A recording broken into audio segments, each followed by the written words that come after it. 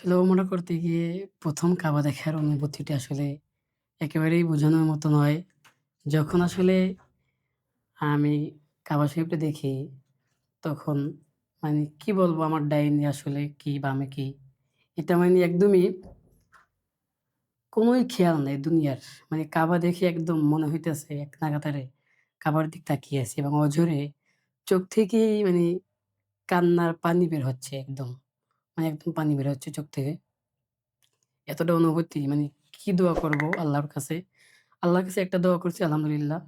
আল্লাহ পাক রব্বুল আলামিন যেন এই দোয়াটা কবুল করে আমি আশাবাদী ইনশাআল্লাহ আল্লাহ কবুল করবে।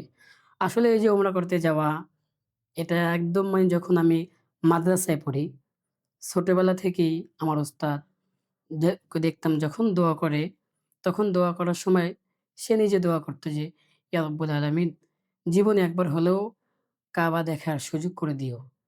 তখন আমি তার দোয়া দেখে, শুনে আমি নিজেই তখন থেকেই দোয়া শুরু করে দিছি। আল্লাহ তা আল্লাহ তাআলা আলহামদুলিল্লাহ আমার এই দোয়াটা কবুল করছেন। যখন আমি তাহাজ্জুদ পড়ি, তাহাজ্জুদে সেজদায় গিয়ে দোয়া করি। যখন আমি একান্তভাবে দোয়া করি, তখনই কাবা শরীফে যাওয়ার জন্য দোয়া করি উমরা সফরের জন্য আমি করতে পারি।